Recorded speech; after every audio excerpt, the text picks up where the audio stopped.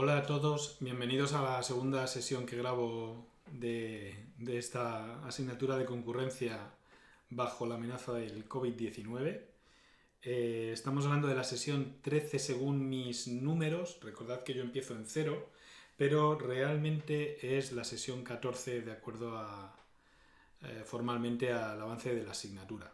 Entonces, en esta sesión lo que vamos a hacer es, vamos a presentar el lenguaje de especificación de recursos compartidos que vamos a estar usando durante el resto de la asignatura. Básicamente lo que vamos a hacer a partir de ahora es vais a recibir información en forma de especificación de recursos compartidos usando este lenguaje y va a ser labor vuestra coger cada uno de esos recursos compartidos y acabar implementándolos de acuerdo a los mecanismos de concurrencia que vayamos a ir explorando. Así que es una parte importante de la asignatura.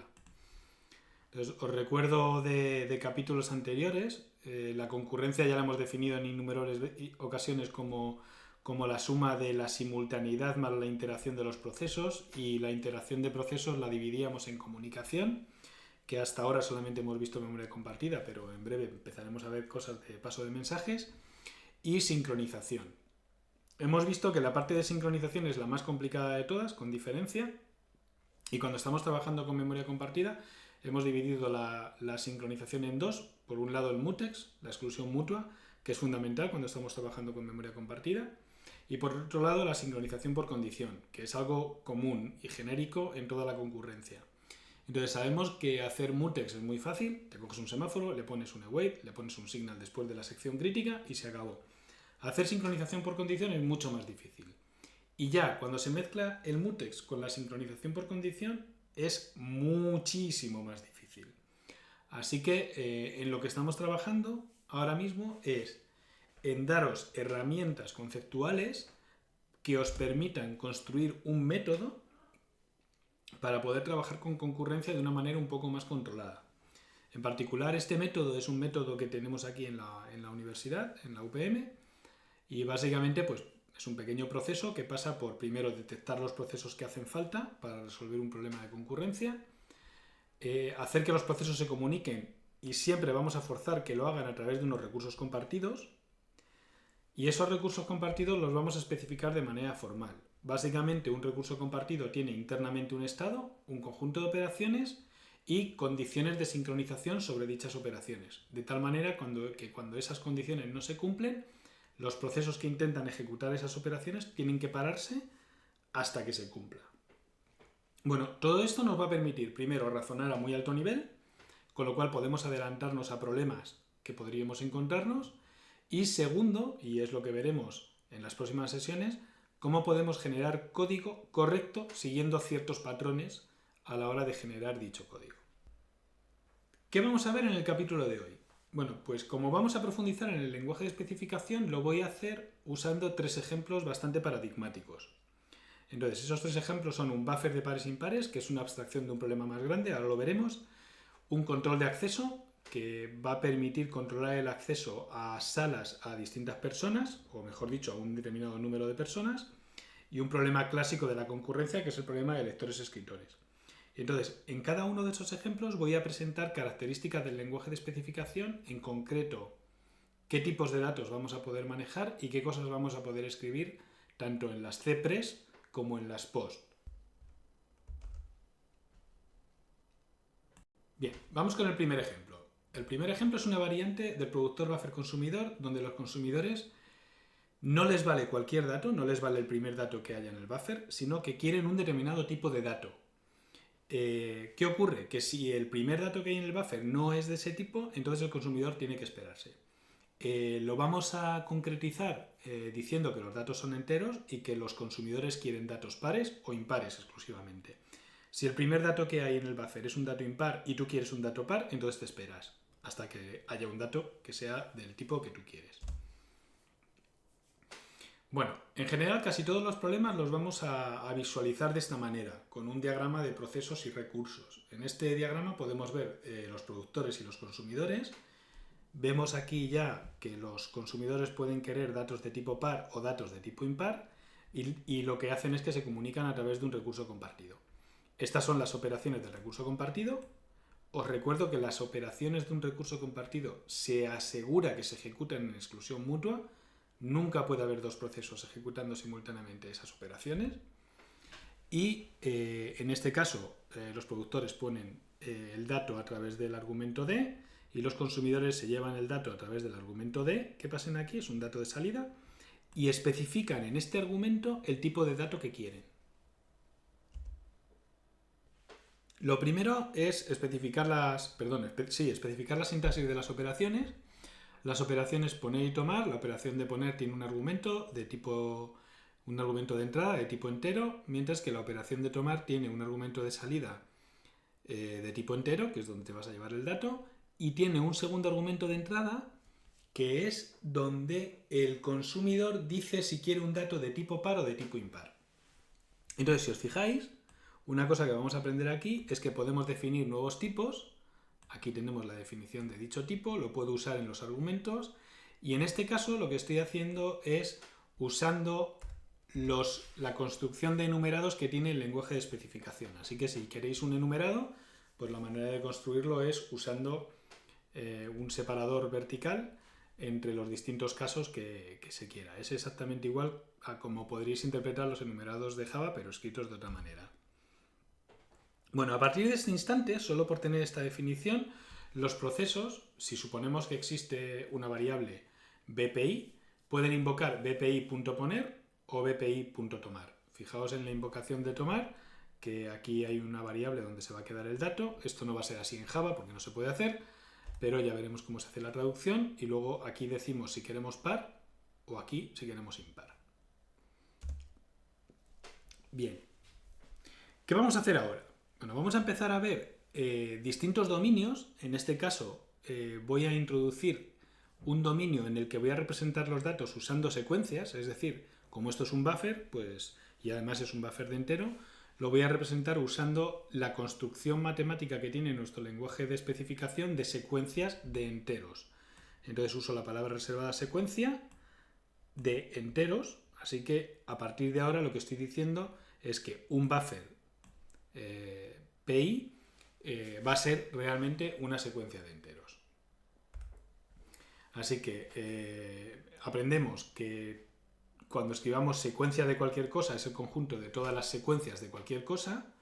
Esto implica que a partir de ahora self, que es el recurso compartido sobre el que se están ejecutando los métodos, es como el this de Java, en la especificación va a pertenecer a dicho tipo, y por lo tanto es una secuencia de enteros en este caso, y que por lo tanto si tienes un recurso BPI del tipo bufferPI, entonces internamente lo podéis asumir como si fuese una secuencia de enteros. De hecho, esos son sus estados. Vamos con la semántica de las operaciones. Aunque intuitivamente es bastante sencillo saber lo que va a significar cada una de las operaciones, lo más interesante aquí es aprender cómo se manejan las secuencias en el lenguaje de especificación. Y ya de paso vamos aprendiendo más detalles del lenguaje de especificación. Os recuerdo que cada vez que queramos especificar una operación, pues primero hay que poner el esquema de llamada, lo tenemos ahí. Esto es nuevo, no lo explicamos en las transparencias anteriores, pero podemos poner precondiciones entre comillas normales. Básicamente lo que decimos es bajo qué condiciones de ninguna manera un proceso puede ejecutar esta operación.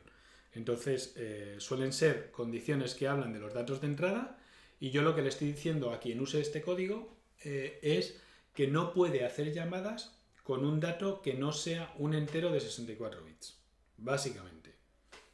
Esto no significa que si el proceso hace la llamada se pare. No, el proceso no se para, el proceso se puede incluso romper. Nadie puede ejecutar una operación poner con un dato que no esté en el rango de enteros de 64 bits. Eso es lo que dice esa precondición. Vamos a estudiar la poscondición. La poscondición, os recuerdo, es un predicado que relaciona el estado después de ejecutar la operación con el estado antes de ejecutar la operación. Entonces aquí estamos hablando del resultado después de ejecutar la operación, y con esta sintaxis, poniendo pre así como un superíndice, estamos hablando del estado del recurso antes de ejecutar la operación. Y entonces lo que estoy diciendo es que si antes de ejecutar la operación yo tenía una determinada secuencia, si le concateno la secuencia con un único elemento, que es el elemento D que estoy intentando poner, entonces eso es el resultado del recurso compartido después de ejecutar la operación. Así que lo que estoy haciendo con esta especificación es que, además de representar el recurso compartido del buffer como una secuencia, estoy diciendo que al poner un dato los voy poniendo por la parte del final de la secuencia. Bien, en este caso no vamos a limitar las llamadas a poner. Si un proceso, un productor quiere poner un dato, lo puede poner, no va a estar limitado y por lo tanto no hace falta escribir la cpre, no hace falta escribir la sincronización por condición. Se puede elidir o podemos definirla y podemos colocarla a cierto. Esto lo vamos a hacer muchas veces para que quede como mucho más explícito y mucho más evidente. Así que así nos queda la especificación de poner. ¿Se ve? Bien. Vamos ahora con la operación de tomar. Os recuerdo que en esta operación este va a ser el dato de salida, el primer elemento de los argumentos, y el segundo argumento es un dato de entrada en el que el consumidor dice de qué tipo quiere el dato. Entonces, para poder estar en un dato, lo primero que tenemos que comprobar es que la longitud de la secuencia es mayor que 0, o sea que hay datos. Y lo segundo que tenemos que comprobar es que el primer elemento de la secuencia concuerda con lo que el consumidor quiere.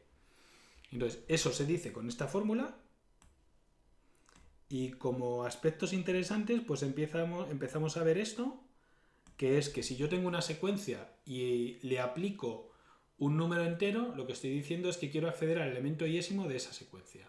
Luego, un poquito más adelante, veremos las definiciones completas. Entonces, para poder ejecutar esta operación, la precondición dice que tiene que cumplirse este sí y solo sí. Y este sí y solo sí se cumple o si los dos lados son verdad o si los dos lados son mentira, son falso. Entonces, si P es par, el primer elemento módulo 2 tiene que ser 0.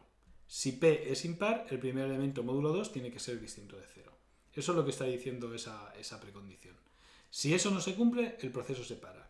Es decir, si el primer dato es impar y tú quieres un dato par, esta condición de aquí es falsa. Bueno, en la poscondición lo que tenemos es lo siguiente. Tenemos que hablar de dos cosas. Tenemos que hablar de cuál es el dato de salida, es decir, qué condiciones cumple el dato a la salida, y en este caso es relativamente sencillo. Decimos que D después de ejecutar es como tiene que ser igual al primer elemento de la secuencia antes de ejecutar. Y ahora aquí tenemos una construcción muy interesante que es el de las subsecuencias.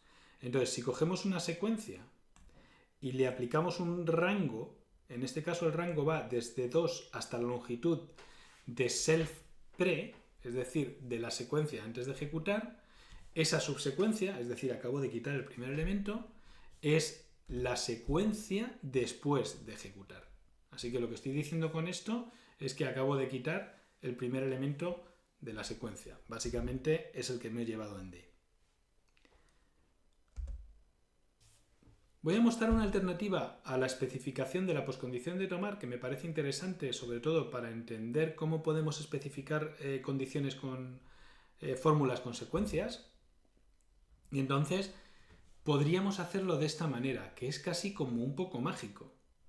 Entonces, lo que estoy diciendo es, si yo cojo, después de ejecutar se tiene que cumplir, que si yo cojo el dato que he devuelto y lo concateno con la secuencia tal y como queda después de ejecutar la operación, lo que tengo es la misma secuencia que había antes de ejecutar la operación. Así que, forzosamente, si esto es igual a todo esto, este es el primer elemento de esta secuencia y este es el resto de los elementos de dicha secuencia. Así que, como podéis ver, cuando estamos haciendo especificaciones formales, puedo escribir fórmulas matemáticas que dicen muchísimo escribiendo muy poquito. Esto no es fácil de hacer y requiere bastante tiempo y bastante experiencia, pero es más fácil leerlo. Entonces, si os esforcéis un poquito leyendo las especificaciones que nosotros os vamos a ir dando a lo largo de la asignatura, pues podréis aprender bastantes cosas. Bueno, voy a cerrar el primer ejemplo con una especie de resumen de lo que hemos visto con respecto a las secuencias, porque todo el ejemplo ha estado dirigido a enseñaros cómo se manejan secuencias en este lenguaje de especificación y cómo se pueden usar. Entonces, ya hemos visto, podemos declarar secuencias, Este es el tipo para declarar una secuencia. Podemos calcular las longitudes de una secuencia, es decir, si yo tengo un dato S, que es una secuencia de test, puedo calcular su longitud. Puedo acceder al enésimo elemento de una secuencia. El primer elemento es 1, no empiezan en 0, empiezan en 1, así que el último elemento es S aplicado a la longitud de S. Si os fijáis, la sintaxis que estamos utilizando para secuencias es una sintaxis casi de funciones, pero es normal, porque una secuencia al fin y al cabo es una función de los números naturales en los elementos de la secuencia. Y bueno, luego puedo escribir algunos literales, puedo escribir la secuencia vacía de esta manera, que veis aquí, o puedo escribir directamente una secuencia con n elementos. Lo hemos usado porque he escrito una secuencia con un solo elemento, el elemento d, si lo habéis visto antes. Tengo la sintaxis para subsecuencias, tengo una secuencia S y si pongo un índice primero, punto, punto, un índice segundo, pues me cojo el trocito de la secuencia entre esos dos índices y luego tengo concatenación de secuencias para lo que uso la sintaxis del operador más. Vamos con el segundo ejemplo. El segundo ejemplo es un problema en el que tengo que resolver un control de acceso. Básicamente lo voy a contar así, quiero limitar el acceso a 4 salas, quiero impedir que haya más de 5 personas en una sala a la vez y quiero asegurar que entre todas las salas nunca hay más de 10 personas. O sea, puede haber 2 en la primera, 2 en la segunda, 2 en la tercera, pero no puede haber más de 4 en la última, porque entonces superaríamos los 10. Vamos a tener un proceso que está controlando las entradas en cada sala, básicamente detecta que alguien quiere entrar y luego va a abrir una puerta si las condiciones son las adecuadas, y hay un proceso por sala controlando la salida, que detecta si alguien quiere salir y abre la puerta para que la persona salga. Ahí no hay ningún tipo de control. Si alguien quiere salir, directamente le dejamos salir. Bien, pues aquí tenemos el diagrama de procesos y recursos de este problema. Esto es un diseño que habrá hecho un desarrollador y ya nos lo dan hecho. Os lo voy a leer y vosotros tenéis que interpretarlo correctamente porque luego habrá que entender la especificación del recurso. Entonces tengo procesos que controlan la entrada y procesos que controlan la salida. Cada proceso tiene un numerito. Este es el que controla la entrada 1 y por aquí detrás está el que controla la 2, la 3 y la 4. Así vamos a representar procesos que hacen exactamente lo mismo en muchas ocasiones.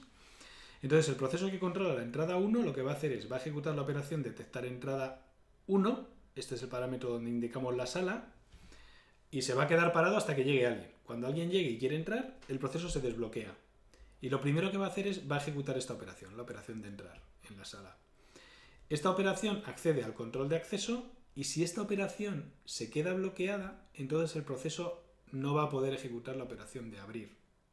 Así que nosotros vamos a tener que describir un comportamiento de este recurso de tal manera que cuando la sala esté completa o haya demasiada gente entre todas las salas, el proceso que controla la entrada va a ejecutar esto, luego va a ejecutar esto, se va a parar y ya no va a ejecutar esto.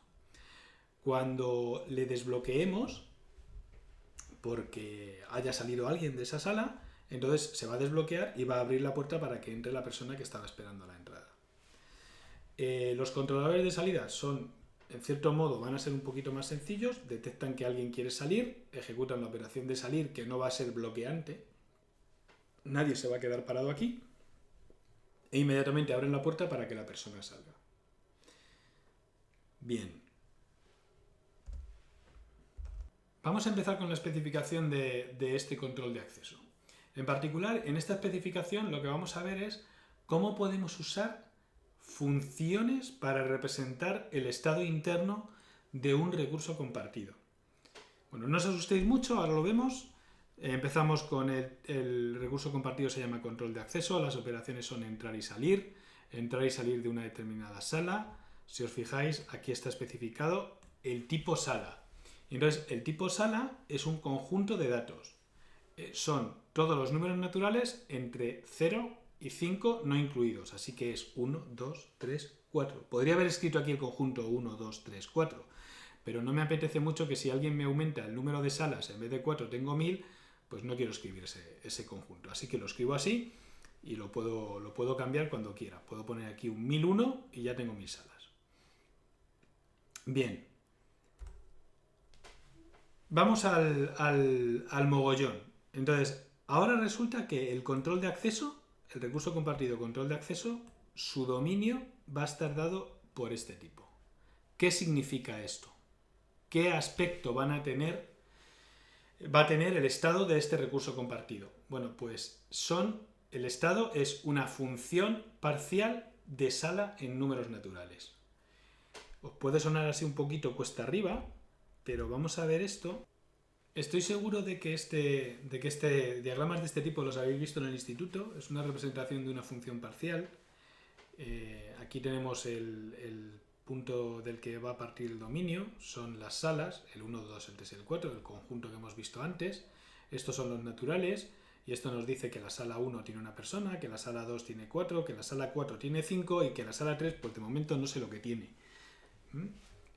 Básicamente el dominio de la función que va de salas en naturales es el 1, el 2 y el 4, porque está definida para el 1, para el 2 y para el 4, y el rango es el 1, el 4 y el 5, que es para los números a los que llega. Bueno, importante. Si queréis entender las funciones parciales y si no os va fácil, podéis interpretarlas como si fuesen tablas, donde las claves, en este caso es el dominio, la sala, y el valor son los números naturales. No le deis muchas más vueltas, si os liáis. Bien, pues vamos a hacer una cosa en este ejercicio, vamos a restringir un poco el dominio. Es decir, muchas veces cuando definimos un dominio lo hacemos definiendo un tipo y a veces ese tipo es como demasiado grande. Y a lo mejor hay datos dentro de ese tipo que yo no quiero. En este caso, me gustaría tener completamente definido el valor del número de personas que hay en cada sala para todas las salas. Así que lo que voy a hacer es introducir una fórmula invariante que es algo que estoy forzado a respetar para cualquier estado del dominio. Entonces, aunque mi dominio empieza con un tipo que es las funciones parciales entre sala y números naturales, lo voy a restringir solo a las funciones parciales que están definidas para toda sala. Es decir, de alguna manera estoy capturando que la función quiero que sea total. De hecho, podría haberlo hecho con un tipo de función total, pero lo he hecho con las funciones parciales y luego lo he restringido el invariante para poder introducir las restricciones de dominio a través de los invariantes, que son bastante importantes a la hora de detectar errores. Entonces, esto es lo que os he comentado, lo convierte en una función total. Bueno, voy a añadir más restricciones todavía. En particular, yo quiero asegurarme que dentro de mi estado no voy a acabar representando controles de acceso que internamente tengan más de 5 personas en una sala o más de 10 personas en total. Entonces, a esta fórmula que he puesto le puedo añadir estas otras dos. Estas dos fórmulas me dicen que para toda sala se tiene que cumplir que self ds, fijaros que self es una función, ¿os acordáis? Como es una función, le puedo aplicar una sala y eso me va a decir el número de personas que tengo en la sala. Este self s es el número de personas que hay en la sala S. Bueno, pues el número de personas que hay en la sala S tiene que ser menor o igual que 5 para todas las salas. Eso es lo que dice la fórmula. La siguiente fórmula, la última, ya la tercera, me dice que si sumo self ds para todas las salas, el resultado tiene que ser menor o igual que 10, porque yo no quiero que en el conjunto de todas las salas acabe habiendo finalmente más de 10 personas. Es decir, puedo tener 5 en la primera, 5 en la segunda, pero entonces ya no cabe nadie más, ni en la tercera ni en la cuarta. Y eso lo estoy capturando con el invariante, con la propiedad invariante. Y es muy interesante. Ahí podéis ver lo que significa cada una de esas dos fórmulas. Ahora vamos a pasar a especificar las operaciones de entrar y de salir. Entonces, primero voy a especificar el estado inicial, que siempre hace falta. Entonces, lo que quiero es que al principio del todo no haya nadie. Entonces, la manera de decir que no hay nadie es decir que mi representación del estado del recurso compartido, que es self, que es una función parcial de salas en naturales, si se lo aplico a cualquier sala, el resultado tiene que ser 0, que es lo que me indica que no hay nadie. Y entonces aquí aparecen las dos especificaciones de la operación de entrar y de la operación de salir. Entonces, en la operación de entrar, Si un proceso ejecuta la operación de entrar sobre el recurso compartido pasándole como dato de entrada una sala S, yo lo primero que tengo que hacer para saber si puedo ejecutar esta operación y no me tengo que quedar bloqueado es comprobar que no voy a superar el número máximo de personas en la sala. Así que esta operación solo se puede ejecutar si self de S es menor que 5, si el número de personas en esa sala es menor que 5. Si es 5 ya no la voy a poder ejecutar, me voy a tener que esperar.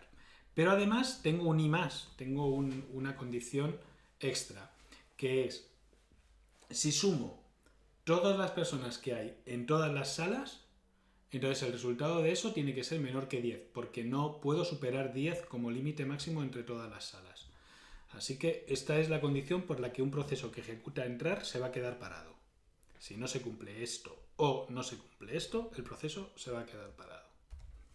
Y ahora viene la segunda parte de la especificación de entrar, que es la poscondición. Entonces aquí vamos a aprender cómo se modifica una función. Si os fijáis, esto de aquí representa el estado del recurso antes de ejecutar la operación. El estado del recurso antes de ejecutar la operación es una función parcial de sala en números naturales. Bueno, pues lo que hacemos es cogemos esa función, le aplicamos el operador con este símbolo, que es un más envuelto en un circulito, que dice voy a modificar esa función. ¿Cómo? Pues básicamente lo que digo es que voy a modificar la entrada S y la voy a cambiar por este dato de aquí. Es decir, que en la sala en la que está entrando alguien, voy a coger esa entrada del self pre, de la función, de la tabla si queréis, que representa el estado de todas las salas, y voy a cambiar la posición S, la clave de esa sala, por self pre S, es decir, el valor que tenía antes, el número de personas que había antes en la sala, más 1, porque va a entrar una persona más. Y todo esto de aquí, es una nueva función. Es la función como la de antes haciendo ese cambio. Y eso es lo que quiero que sea self después de ejecutar. Así es como yo quiero que quede el recurso compartido después de esa ejecución. Bien, exactamente lo mismo con la operación de salir. La operación de salir en este caso no tiene condición de sincronización. Si alguien quiere salir puede salir, nadie le va a parar.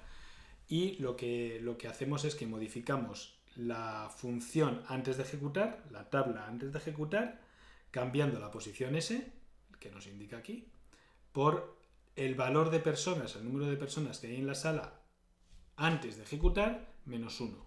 Y eso es el resultado final y es la función que representa cómo están las salas después de haber ejecutado. Solo se modifica esa sala. Recapitulamos. Hemos visto cómo se declaran funciones parciales para poder representar datos y estados de nuestros recursos compartidos. Hacemos esto. Esto significa funciones parciales de A en B, sea lo que sea A y sea lo que sea en B. Puede ser cualquier cosa. Podemos hablar del dominio de una función. Si pongo dom delante de f, entonces tengo el dominio de la función. Así que si la función está definida para 7 valores, pues entonces lo que obtengo es el conjunto de esos 7 valores. Bueno, ¿cómo puedo definir funciones? Pues tengo una manera de construirlas directamente, como si fuese una tabla con todos sus datos, los puedo enumerar aquí directamente. Para la clave 1 devuelvo el valor 1, para la clave 2 el valor 2, etc. ¿Cómo puedo acceder al elemento, a un valor para esa función? Pues básicamente con la sintaxis de funciones, cojo f, le aplico el valor a una a, y entonces eso me devuelve un b, que es el que esté relacionado con esa a. ¿Cómo se puede modificar el valor? Pues cojo la función f y cambio la clave a y le asigno un valor b nuevo. Y se escribe así. Puede resultar un poco raro, pero bueno, pues es una sintaxis de modificación de funciones. Y esta puede ser que la usamos alguna vez, pero básicamente es para borrar entradas de una función. Eso significa que la función va a tener un dominio más pequeño después de esta ejecución. Entonces yo tengo una función, cojo este simbolito y pongo delante el conjunto de claves que quiero borrar y se borran. Así que todo esto es la función f sin estos datos de dominio. Habéis observado que a veces he hablado de claves y de dominio porque uso la palabra clave para que tengáis una referencia clara con respecto a las tablas de las que ya sabéis en Java, pero realmente formalmente deberíamos de hablar siempre de dominio. Vamos con el tercer ejemplo. En este ejemplo os presentamos un problema clásico de concurrencia, que es el problema de lectores-escritores. Y bueno, pues tenéis en la descripción, la leo. Básicamente tenemos dos tipos de procesos, unos son lectores y otros escritores, y comparten una base de datos. Los lectores ejecutan transacciones que examinan la base de datos, mientras que los escritores ejecutan transacciones que examinan y actualizan la base de datos. Para evitar condiciones de carrera, los escritores deben tener acceso exclusivo a la base de datos. Y si no hay escritores accediendo a la base de datos, entonces pueden leer múltiples lectores a la vez. Así que tenemos una especie de relajación del problema de la exclusión mutua en este ejemplo. Si alguien decidiera elaborar un diagrama de procesos como este, pues lo que tendríamos que decir que es incorrecto. ¿Por qué? Porque nuestros recursos compartidos aseguran exclusión mutua. Así que si el lector ejecuta la operación de leer, el escritor ya no va a poder ejecutar la operación de escribir simultáneamente. Es más, si un lector ejecuta una operación de leer, los demás tampoco pueden ejecutar esa misma operación.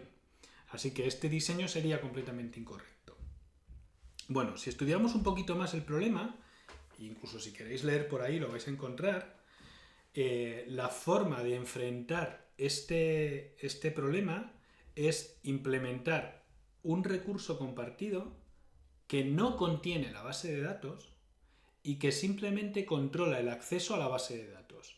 De tal manera que los procesos lectores lo que van a hacer para poder leer antes de hacer la lectura es ejecutan la operación de inicio leer en el gestor de lectores-escritores. Después de esa operación ejecutan leer y cuando terminan dicen que ya han terminado de leer. Los escritores, cuando quieren escribir en la base de datos, lo primero que hacen es ejecutan inicio escribir. Lo segundo es que van y escriben en la base de datos. Y lo tercero que hacen es ejecutar la operación de fin de escribir. Bueno, ya os podéis imaginar un poco cómo funciona esto. Si un proceso escritor ejecuta la operación de inicio escribir y después ejecuta la operación de escribir, mientras está ejecutando esta operación, cualquier proceso que ejecute inicio leer o cualquier otro escritor que quiera ejecutar la operación de inicio escribir van a quedar bloqueados y por lo tanto no van a poder ni leer ni escribir. Solo uno va a estar haciéndolo. Cuando el proceso que estaba escribiendo termina, va a ejecutar fin escribir y tendremos que cambiar cosas internas en el gestor del control de lectores-escritores para que o se desbloquee un lector o todos los que queramos o se desbloquee un escritor. Pensadlo un poco porque el problema es bastante interesante y nos va a dar unos cuantos quebraderos de cabeza cuando intentemos implementarlo con distintos mecanismos de concurrencia. Aquí podemos ver más explícitamente el protocolo que deben de respetar tanto los lectores como los escritores. Cuando hay un lector, ejecuta inicio leer, ejecuta leer en la base de datos y luego fin leer. Y cuando hay un escritor, ejecuta inicio escribir, luego escribe y luego fin escribir. Esto lo tienen que respetar todos. Si los procesos no respetan esto, entonces puede ser que tengamos escrituras simultáneas o escrituras y lecturas simultáneas. Y es lo que queremos evitar. Bien. No parece que sea demasiado complicado el conjunto de operaciones que necesitamos. Son inicio leer, inicio escribir, fin escribir sin argumentos. Las he reducido a IL, FL, IE y FE. Lo vais a ver así en muchas de nuestras clases. Y bueno, pues ya aquí de paso aprendemos que si la operación no tiene argumentos basta con no poner ningún tipo y ya está, arreglado. Aprovechamos el ejemplo además para explorar un poco más el producto cartesiano en el dominio. Entonces, no sé si lo habéis pensado, pero algo que parece razonable es que el gestor de lectores-escritores mantenga la cuenta de dos informaciones.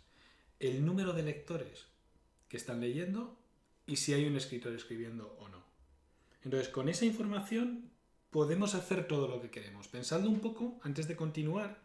Y antes de ir viendo el resto de las especificaciones, aunque no supierais escribir las especificaciones que vamos a escribir ahora, por lo menos razonar sobre el problema sí que debemos de ser capaces.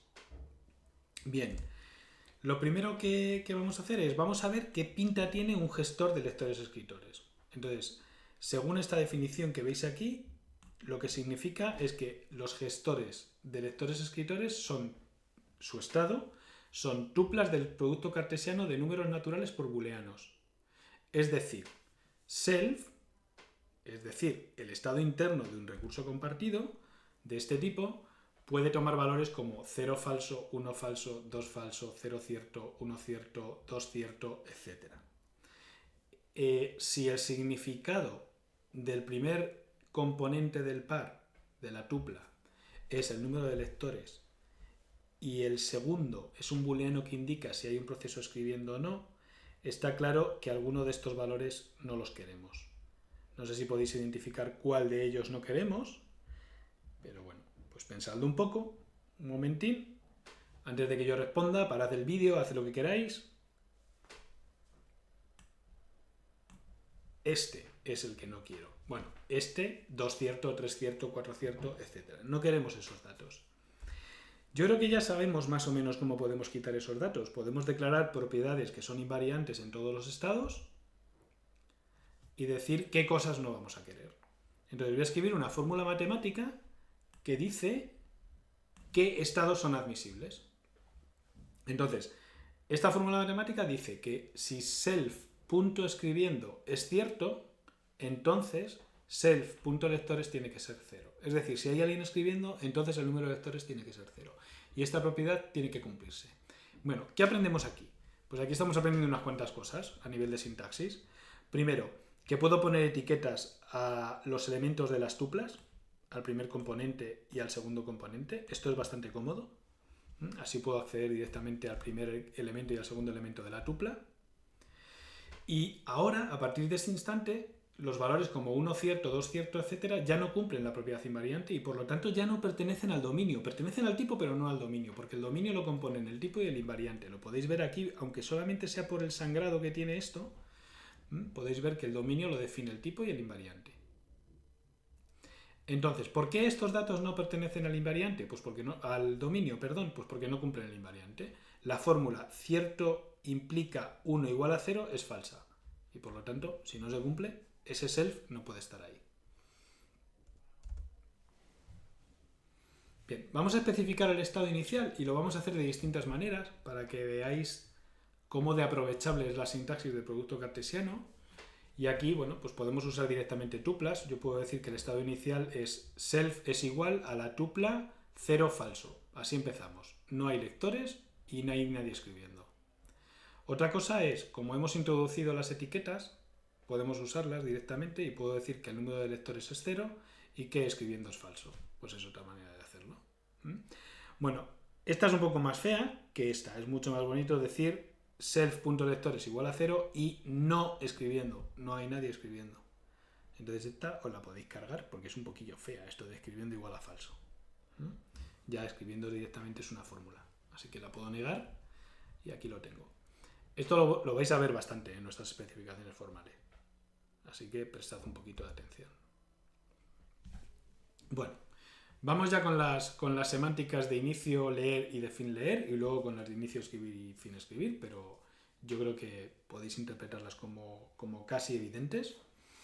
Entonces, si algún proceso quiere empezar una lectura, no puede hacerlo si hay alguien escribiendo, pero sí que puede hacerlo si hay lectores, eso no me importa, es una condición que no voy a comprobar. Y después de ejecutar esta operación, el resultado del recurso es, el recurso se encuentra en este estado, que es una tupla cuyo primer elemento es esto de aquí. He incrementado el número de lectores. Y el segundo elemento de la tupla es falso, es decir, no hay nadie escribiendo. ¿Por qué puedo poner aquí falso? Bueno, pues porque no había nadie escribiendo antes de ejecutar, eso me lo garantiza la CPRE, y yo voy a leer, así que tengo que decir que esto es falso. Podría poner aquí el valor de antes de escribiendo, que también sería falso.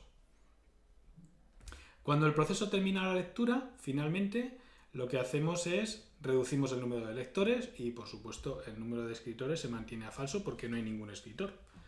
Sería un problema que un proceso viniera de leer, ejecuta fin lectura y esta variable, este componente, estuviera true. Así que esto va a seguir siendo falso. ¿Qué pasa con inicio leer, con inicio escribir y fin escribir? Pues se comportan de una manera muy parecida, un poquito más dual, y es para poder iniciar una escritura nadie puede estar escribiendo y además tengo que comprobar de que no hay lectores. Tengo que asegurarme de que no hay lectores. ¿El resultado después de ejecutar? Pues sigue sin haber lectores, por supuesto, porque yo he empezado a escribir el proceso que haya ejecutado. Yo soy el proceso que ha ejecutado esta operación y, por supuesto, ya hay alguien escribiendo. Cuando termine la escritura, puedo ejecutar la operación de fin de escritura sin ningún problema y no hay lectores porque no lo sabía mientras estaba escribiendo y ya no hay escritores porque acabo de terminar.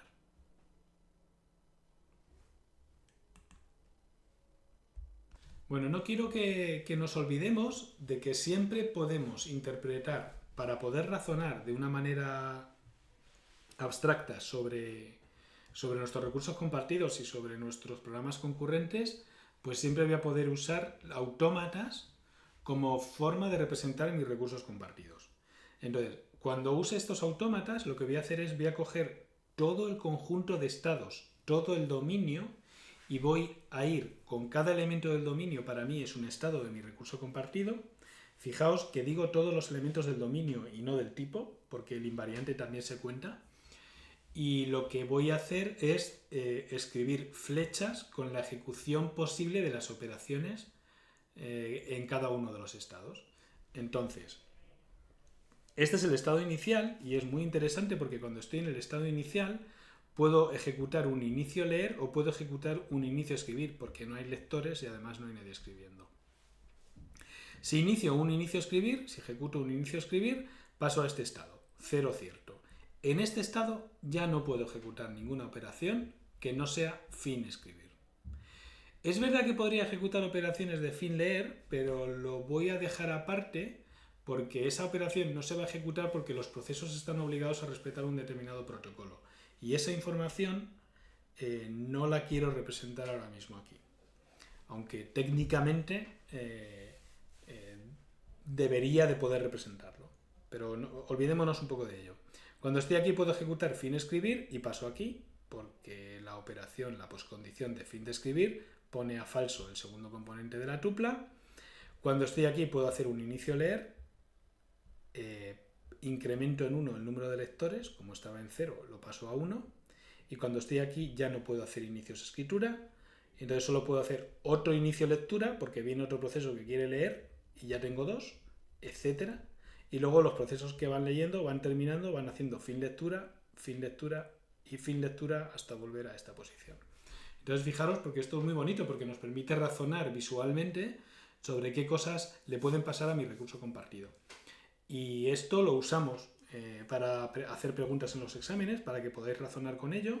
Así que intentad juguetear un poco con la representación de estos estados, pues mismamente en los ejemplos que acabamos de ver, en el ejemplo del buffer de pares impares o en el ejemplo del control de acceso. Terminamos el tercer ejemplo hablando sobre el toolkit del producto cartesiano. No he mencionado la palabra antes, pero bueno, toolkit es una palabra bastante usada cuando se tiene en un lenguaje de programación o en un lenguaje de especificación algunas herramientas. Entonces a nuestra disposición tenemos el toolkit del producto cartesiano, esa herramienta. Podemos declarar productos cartesianos. Entonces estos son todos los pares de tuplas AB, elementos de A y en B. Podemos declarar etiquetas, al primer elemento de la tupla podríamos llamarle A y al segundo B si queremos. Entonces aquí voy a usar la variable t y la variable x. T va a ser un elemento de esta tupla y x va a ser un elemento de A y y va a ser un elemento de B. Entonces puedo acceder a componentes de t, t.a o t.b. Aquí estoy accediendo al segundo componente de esta tupla.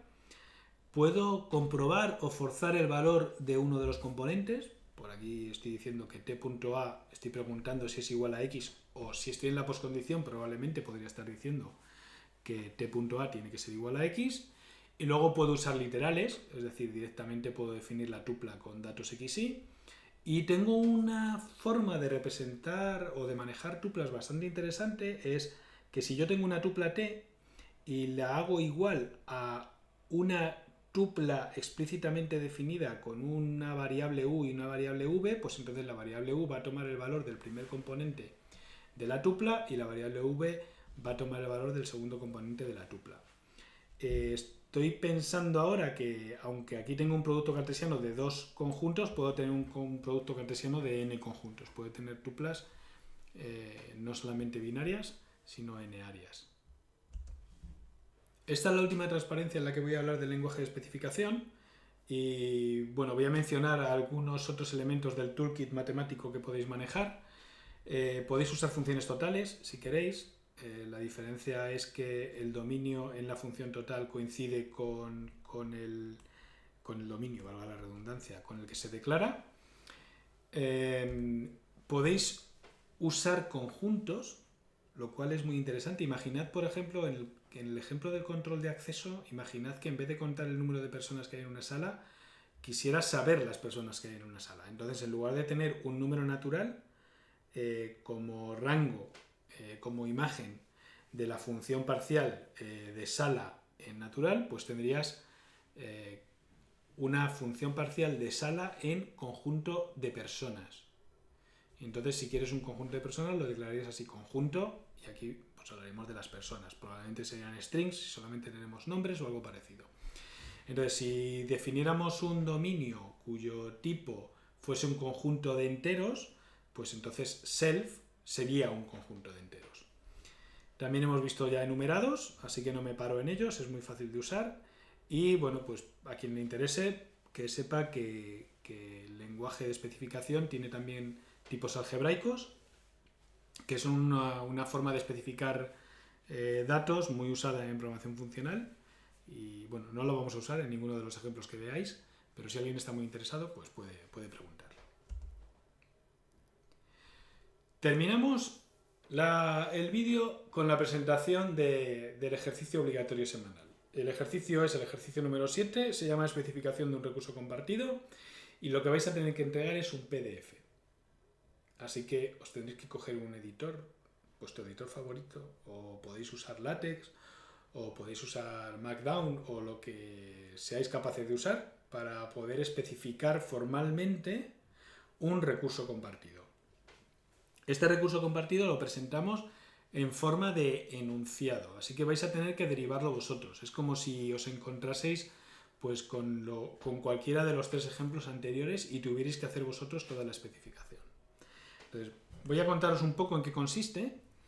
Me hubiera gustado dibujarlo con mi super tableta, pero se me ha roto, así que lo he dibujado en un cuaderno y le saco una foto, así de cutre. Sorris. Bien, esto se supone que es un puente. Esto de aquí es un puente de un solo sentido, esto es importante, por debajo del puente pasa un río o lo que sea, y tengo coches que van en dirección norte y coches que van en dirección sur. Entonces, obviamente lo que quiero evitar es que en este trayecto, que es de un solo sentido y donde no caben 2 coches, pues haya un coche en dirección norte y otro en dirección sur, porque en el mejor de los casos lo que va a pasar es que se van a quedar los 2 parados. Y yo lo que quiero es que ni siquiera choquen. Así que para ello lo voy a resolver, o tengo a mi disposición, mejor dicho, un detector en la entrada, tanto en la entrada norte como en la entrada sur, y tengo una barrera, una en la entrada norte y otra en la entrada sur. Mis procesos van a ser capaces de detectar que hay un coche que ha llegado y se ha puesto delante de la barrera, y van a ser capaces de abrir la barrera para que el coche pueda seguir, pueda avanzar. El coche que va en dirección norte va a entrar por aquí y va a salir por aquí. En las salidas también hay detectores, fijaros. De tal manera que cuando el coche llega por aquí, yo puedo detectar que el coche ya ha pasado. Así que mi objetivo es conseguir que los coches no estén en sentidos contrarios. Entonces, si están pasando coches hacia el norte, imaginaos una situación inicial, es que llega un coche, quiere ir dirección norte, no hay nadie en el puente y entonces lo que hay que hacer es abrir la barrera. Le abrimos la barrera, el coche empieza a subir. Si llega otro coche que quiere ir en dirección norte, pues yo le puedo abrir la barrera, porque total solo hay coches en dirección norte. Y si un coche quiere ir en dirección sur, lo que tiene que hacer es esperarse. ¿Por qué? Porque hay coches en dirección norte. Cuando los 2 coches en dirección norte pasen por los detectores de salida, entonces ya podría abrir la barrera del coche que está intentando ir en dirección sur. Para ayudaros a entender el problema mejor, mientras vosotros reviséis el código, echad un ojo a este diagrama de procesos y recursos para poderlo entender. Entonces aquí se ve bastante bien lo que está pasando. Tengo dos procesos que van a controlar las entradas, la entrada norte y la entrada sur, y dos procesos que van a controlar las salidas, la salida norte y la salida sur. Y fijaos que básicamente pues, los procesos que controlan la entrada ejecutan una llamada a algo que os dan desde fuera, que es detectar que un coche se aproxima a la entrada, y después van a ejecutar la operación de avisar entrada, y después van a ejecutar la operación de abrir. Mientras que los procesos que están controlando la salida van a detectar que un coche ha llegado a la salida y van a ejecutar un avisar salida dentro del recurso compartido. Este es vuestro recurso compartido. ¿Qué es lo que hay aquí dentro del recurso compartido? Pues lo que hay aquí dentro del recurso compartido son datos suficientes como para que cuando un proceso que controla la entrada ejecute avisar entrada, se quede bloqueado porque las condiciones no son buenas. Mientras que un proceso que ejecuta avisar salida pues tendrá que modificar los datos internos del recurso compartido porque no se tiene que bloquear, básicamente solo detecta la salida. Entonces, aquí tendréis que tener datos. Tendréis que definir un dominio, un tipo, tendréis que definir la CPRE de avisar entrada, que es la más importante, y tendréis que definir cómo se comporta avisar entrada y cómo se comporta avisar salida. Bueno, si pensáis un poco, lo que necesitáis es contabilizar el número de coches que hay en el puente y parece que también tenéis que de alguna manera representar el sentido en el que los coches se están moviendo. Entonces, con esos dos datos debería de ser suficiente como para poder describir tanto las condiciones de sincronización como las operaciones en sí mismas. Y bueno, pues aquí os dejo con esto. Espero que estéis todos bien y que bueno, pues que os pongáis con esta especificación y ya nos iréis contando. Un saludo y hasta la próxima.